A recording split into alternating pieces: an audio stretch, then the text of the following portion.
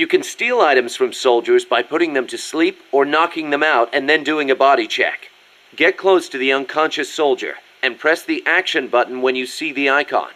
Or you can sneak up on them from behind and do a hold-up. It also works if the soldier's near death. Keep in mind though, if you wait too long, you'll have a dead soldier instead of a dying one. And you can't do a body check if you're holding the Fulton recovery device either. So don't try.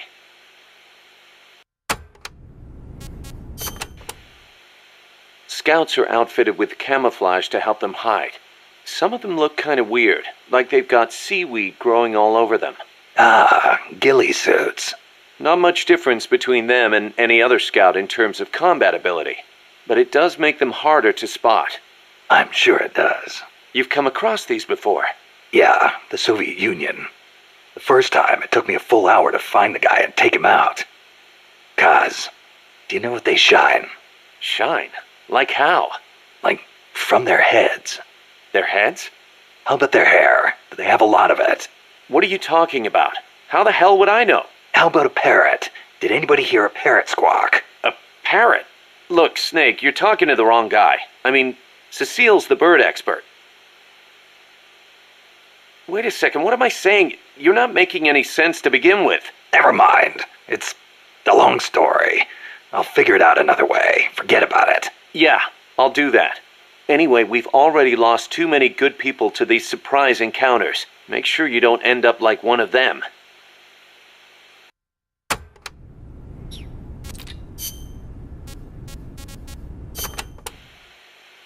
I do not know if I recall such large ruins being there. Well, didn't you say there's a lot we don't know about Costa Rica's ancient civilizations? You talked about some giant stone balls, too. What are those? Oh, the stone spheres of Costa Rica?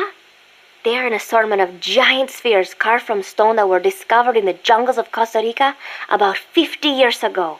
What's so special about that? What if I told you some of them are nearly perfect spheres, and that they were carved out of granite, which is quite a hard substance? Could be good for laying a trap. And if they're spherical, they roll easily, too. Snake!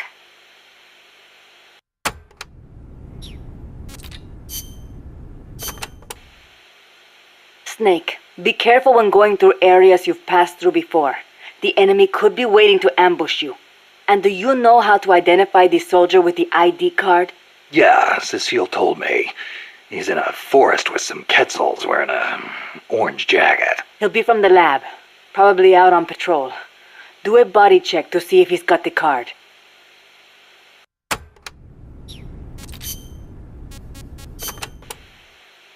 Did you see a Quetzal snake? Yep. What do you think? Did it look like a snake? Huh? No, it didn't look like a snake. Oh, really? Must be different from the Quetzalcoatl then. Quetzalcoatl. A winged snake from the Mayan and Aztec legend. A winged snake. Weird, right? I bet it's UMA. Amanda and everybody says Quetzalcoatl is a Quetzal in the form of a god.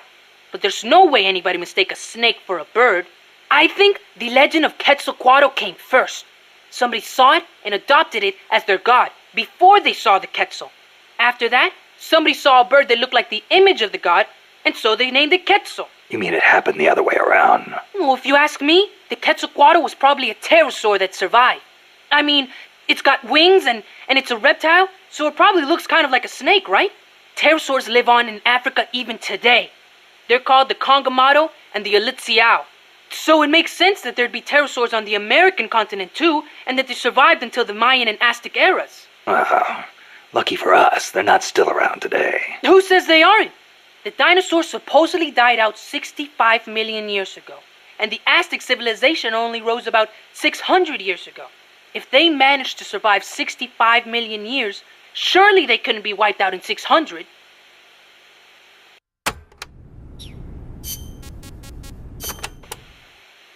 Pterosaurs survive today in the African countries of Cameroon and Congo. Each tribe calls them by a different name, like Congamato or Litziao. There sure are a lot of dinosaurs running around the Congo. Well, a lot of the land hasn't been settled by humans yet. They've survived all this time, just undiscovered by man. But they're finding fossils in America too. This one they found 3 years ago in Texas, had a wingspan of more than 12 meters. If I saw a gigantic pterosaur like that, I'd probably call it a god too. Yup, I'm sure that's what the Quetzalcoatl really is.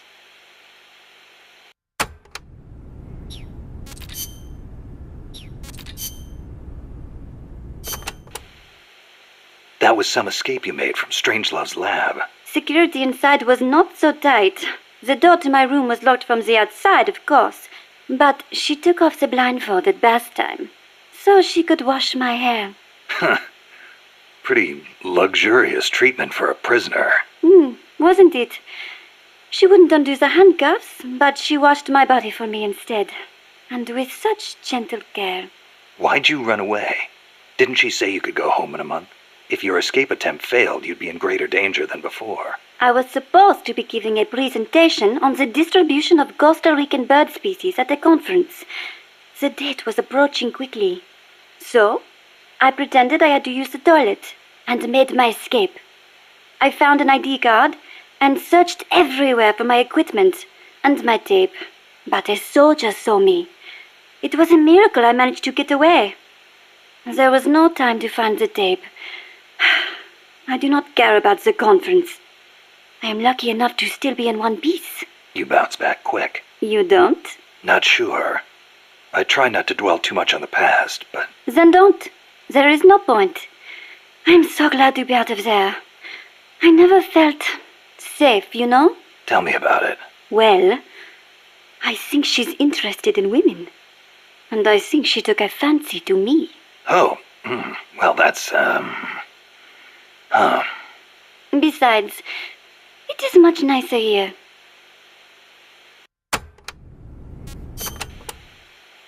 Was it just the two women in the lab? Most of the time, oui. And one of them, you only heard her voice, right? Yes, that is correct. Such a wonderful voice. It sent chills up my spine. What was the other woman like? Ah, don't even think about it. She has not the slightest interest in men. No, it's part of my mission to... Only teasing. Let me think. I believe she was in her 30s. Pretty, with a good sense of style, but austere in her tastes. A very unusual woman. And she was doing research on AI. AI? So that is what she was up to. You know, she did say something interesting. That people should not be going into space. That it is too dangerous. An automated control system for rockets, then. She said something about wanting to get closer to her dying wish. I think she must have been talking about an old lover. Lover? You mean another woman? My, aren't we curious about women and other women? You want to hear the terrible things she tried to do to me? That's not what I meant. It's all right. You can be honest. You two seem to get along awfully well together. No, not at all. I think you're hiding something. Never mind. Aren't you supposed to be looking for the Quetzal? Here, I'll demonstrate its call for you.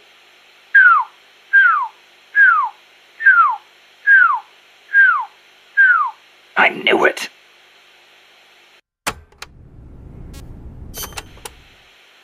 Let's go over this one more time. First, I need an ID card to get into the lab. That is correct. From the outside, it looks like any other room. But on the inside, it is a state-of-the-art research facility. And your ID card got taken away from you by some guy in an orange jacket. Exactly. I had a Quetzal singing nearby. It has not been that long since it happened. It could be tricky if he's out on patrol, but if he's a stationary sentry, you don't think the Quetzal's moved? Its nest is probably nearby. I do not think it will go away anytime soon. Good. I'll get on looking for that soldier. If you forget what it sounds like, I will do the call for you again. Just give me a call anytime you'd like to hear it. Yeah, I'll do that.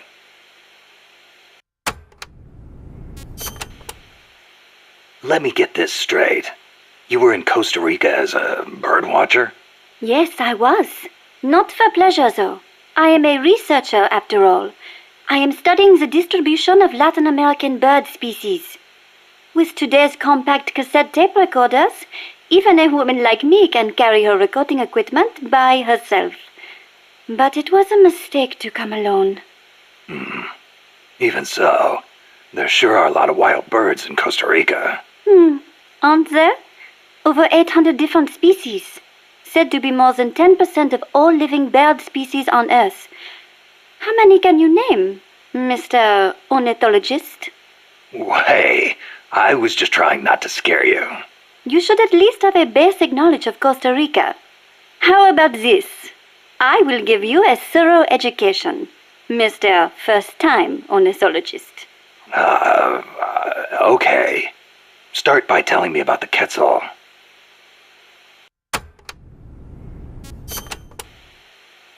Cecile, what's that machine you said you used to make those recordings of yours? Cassette, something or other. A cassette recorder, or a cassette denske, as they say in Japan. Yeah, that. What is that thing anyway? A portable recording device released last year by a Japanese company, Sony. It uses compact cassettes, making it far lighter than open-reel machines. It still weighs 5 kilograms, but the exercise won't kill me. Ha! It is user-friendly too. All the buttons have markings on them, allowing you to operate it without looking at it. Can you imagine missing the shot of a lifetime simply because you blinked? Oh, that would be devastating. But where'd they come up with Densuke? Sounds like a Japanese name. Allow me to field that one. Kaz? Densuke is a nickname that comes from the name of an old manga character. Was he some recording nerd too? Don't give me that. Recording atmospheric noises is an exhilarating art. There's nothing like capturing the real world in action on tape. It's just like taking pictures with a camera, only with a microphone instead of a viewfinder. Sure. Listen to a tape with your eyes closed, and the scene just bursts to life in your mind's eye. Tell him, Cecile. Absolutely. When I listen to the sounds of the birds in my apartment, it is like I am back in the forest where I recorded them. See? She's a Parisienne. She knows what's chic. If you say so. And what do you like to record, Monsieur Miller? Me? Steam locomotives, no question. The roar of the engine, the throaty steam whistle. More animal than machine. Don't get me started. Steam locomotives are a dying breed in Japan. I wouldn't mind going back for a bit and making some new tapes while I still can. You are less civilized than I thought. Less civilized? I detest those beasts. The noise frightens off all the birds. Then there is the smoke. I much prefer the peace and quiet of the forest. Cecile, wait. That came out wrong. Sure it did.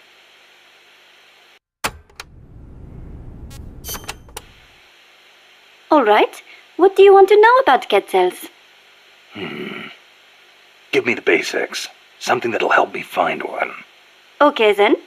First of all, as I'm sure you remember, the quetzal's wings and back are emerald green, a dazzling blend of viridian fading into blue. Its belly is brilliant red, and its tail feathers are white. Such a gorgeous bird. Also, the male has 2 long decorative feathers, but only during breeding season. Among birds, males are usually more beautiful than females. Like a peacock's tail. Yes, just like that. It is interesting to note that while their bodies are only 40 centimeters long, many quetzals reach over a meter in length when you include their decorative plumage. Quetzals typically build their nests by making holes in dead trees with their beaks, about 3 to 4 meters above the ground. They are omnivorous and eat everything from nuts to lizards. Where can I find one? Their habitat stretches across the entire tropical cloud forest. You may end up having to rely on its song to find one. Good to know. I will do an imitation. Listen closely.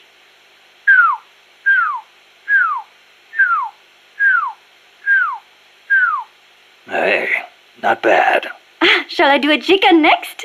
Cluck, cluck, cluck, quack, quack, quack. No thanks. That's enough. Are you sure? How about a monkey? Yeah, don't need that either. Oh, all right then.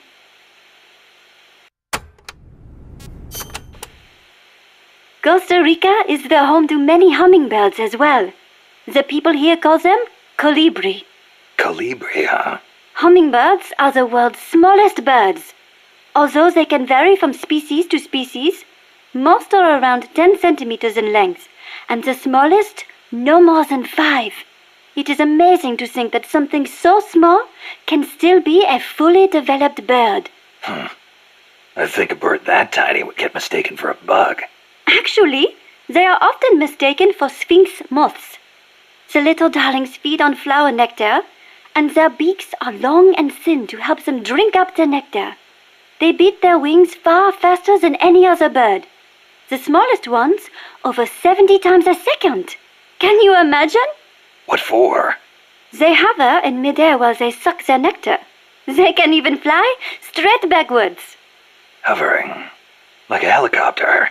That's why Amanda and her unit called that chopper Colibri. I think it is an insult to the birds to give their names to weapons. Don't you? Don't ask me. Ask the birds how they feel about it.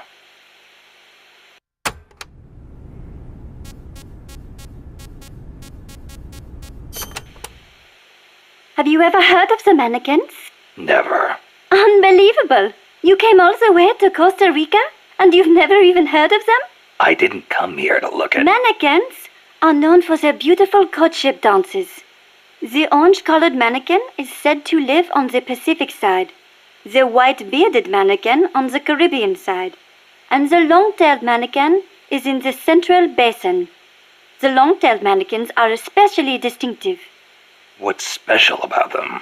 First, each young male picks an older male to teach him how to dance. Then, teachers and pupils all get in a group and dance for the females. However, only the teachers get paired off with females. The pupils practice their technique for 7 years before striking out on their own and finding their own pupils. I guess it takes time to get good at anything. Whether it's dancing or soldiering. Mannequins always have plenty to eat. Apparently, that is why they have so much free time to practice dancing. Unlike us, obviously.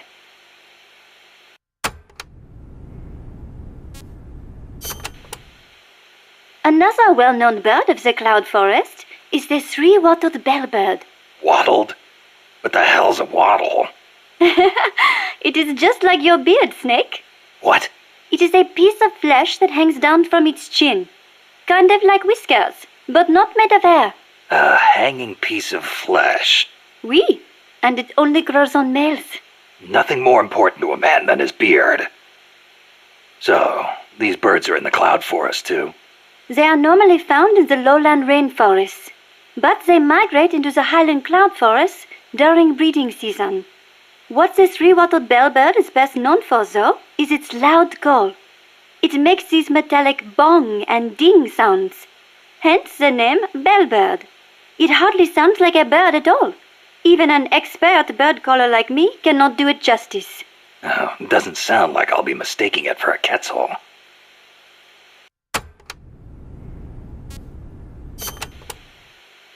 Do you know the national bird of Costa Rica? Honestly, and you call yourself an ornithologist?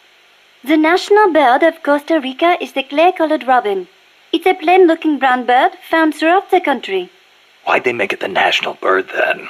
Are there all kinds of better-looking birds like the quetzal? The clay-colored robin has the most exquisite song. And I think it is part of the Costa Rican national character to choose a bird everyone knows and loves over prettier ones. Somehow these people don't strike me as being very Latin. Speaking as an ornithologist, I am rather happy with that choice. Not all birds have to be pretty. Oh, and just so you know, the quetzal is the national bird of Guatemala.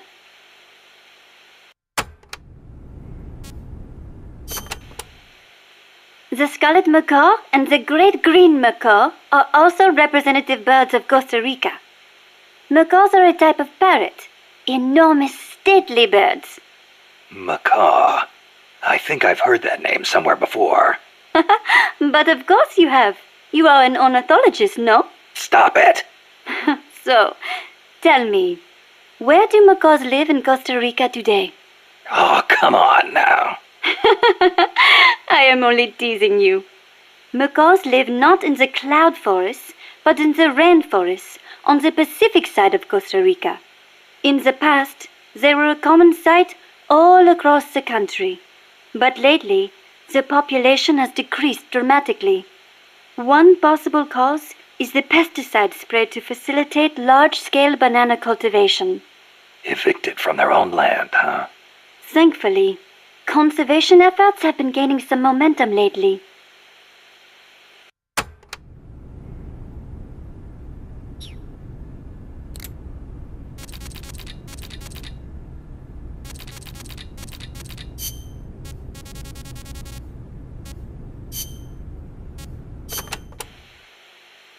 The new plan is a hex type. That gives it more surface area than previous types, and also makes it easier to plan expansions. We're gonna make this place huge. Hex, huh? Like a beehive. Nothing wrong with that. They say the honeycomb design is one of the strongest. I hear they're even thinking of using it in tank armor. Good enough for me. I'll see about finding us some worker bees. Appreciate it, boss.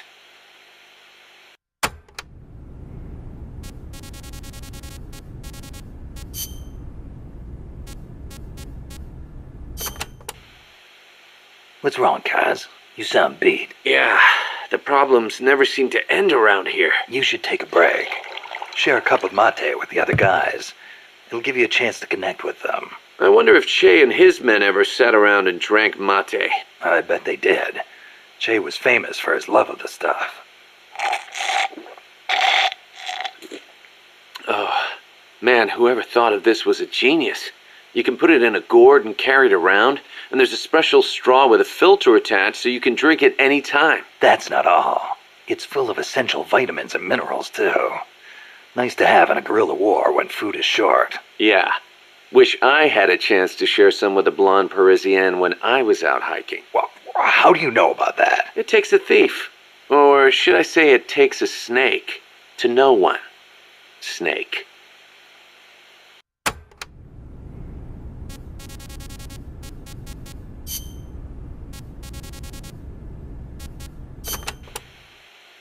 The sneaking suit is a specialized uniform for stealth missions. It provides excellent camo in any stage. Even better, you won't make a sound when you walk. Ooh, so I won't need to tiptoe all the time. And to top it off, it also makes your wounds heal faster. The fabric exerts just the right amount of pressure on your body to help stop bleeding. Huh. Not a bad little trick.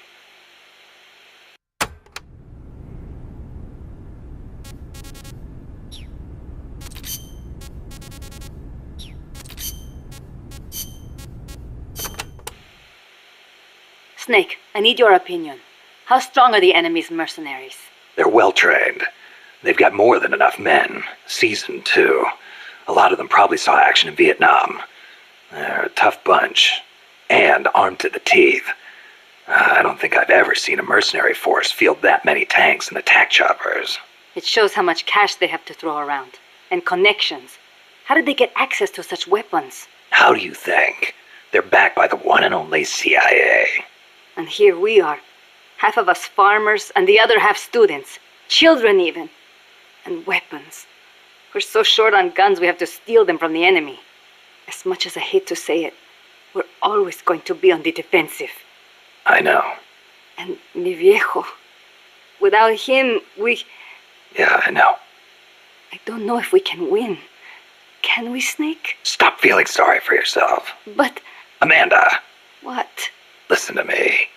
Don't ever let your men hear you talk like that. You're their leader, and a leader has to stand tall, even when times get tough, when it feels like the fear and uncertainty could crush you. You're the one your comrades look to for reassurance. That's what a leader is. Don't forget it. Snake. If you're looking for comfort, go find a church. That's all I've got to say. You are right. I am sorry. I need to pull myself together. You'll be fine. I know you have it in you. Thank you, Snake.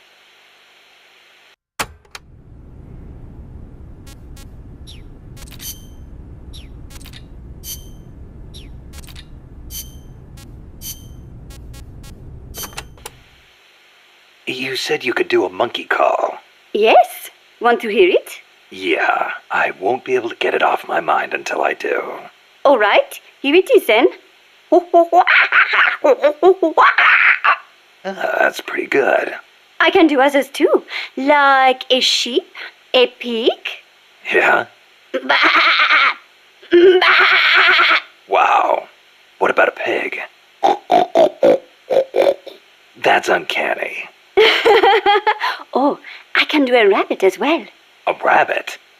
Rabbits make noises? Certainly, but they are very faint, so perhaps only someone who has owned one would recognize them. I see. So, what do they sound like? Listen very carefully. Okay. Seriously? Rabbits sound like that? I assure you they do. Listen again. Never heard a rabbit do that before. They do, I swear.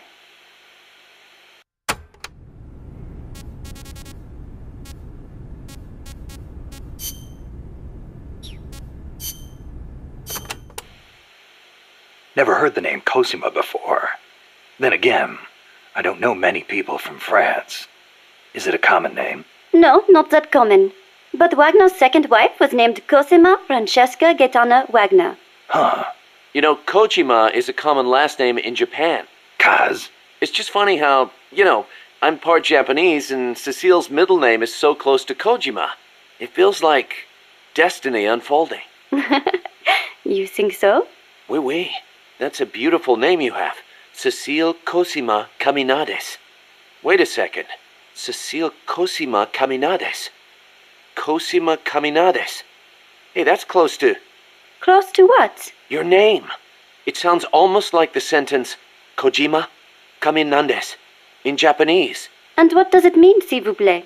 Well, kami is the word for God in Japanese. Nandesu. Well, it's hard to explain, but placed after God, it would turn the sentence into is God. Okay. So? Kojima is God. Cecile's name is a message. I don't believe it. Kojima is God. Kojima is God. Kaz?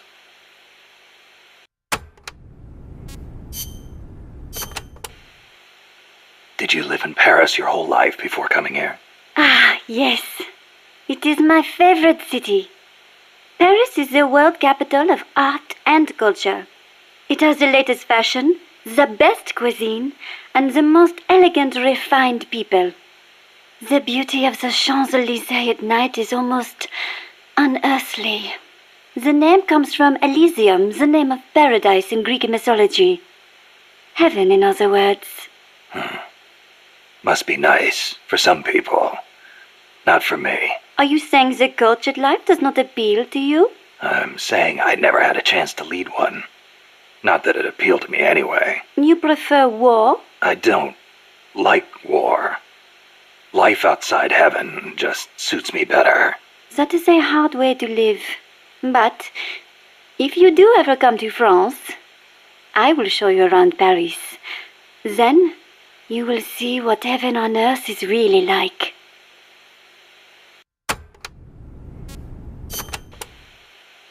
Heaven on earth, huh? The only image I have of France is the Foreign Legion. Ah, that is how you view France? What do the French think of them? It is a difficult question. We normally don't think about it so much. Well, critics claim it forces foreigners to take on the most dangerous missions, so French citizens won't get hurt. You are right.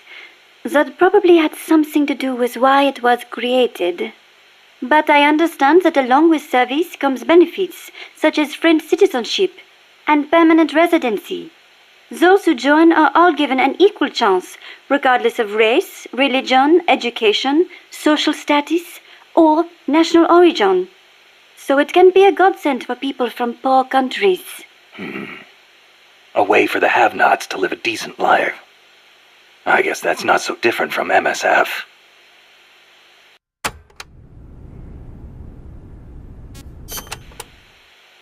There's one other image I have of France.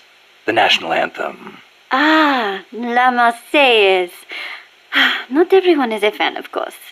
The whole "to arms, citizens, may an impure blood water our furrows" thing, eh? The song was composed right after the French Revolution.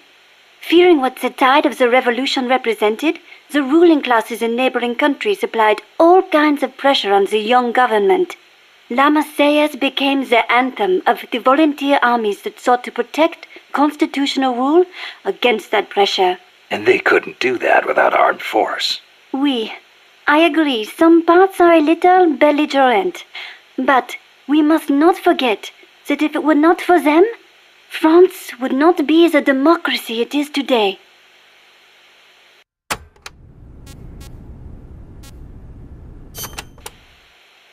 Have you ever seen The Umbrellas of Cherbourg? A movie? No, never seen it. No? It came out 10 years ago. Catherine Deneuve. She's so beautiful in it. And the music, the costumes, the colors. Huh. It takes place in the naval port of Cherbourg. That was a beachhead in Normandy. It is set back when young men were conscripted to fight in the Algerian War. The French government called the conflict a public order operation in northern Africa. I was still a little girl then, but I can clearly remember one of my friend's older brothers going off to fight. Yeah, national service is required in France. The war splits up two young lovers. Director Jacques Demy's lyrics and Michel Legrand's music tore at my heart. I will never forget its wonderful melodies. Are you okay?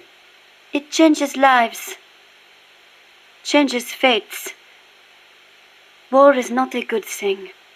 For some reason, it strikes a chord to hear that coming from someone like you.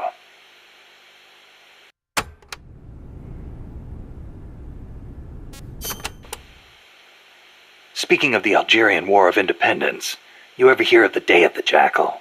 Ah, you mean the novel that was made into a movie last year?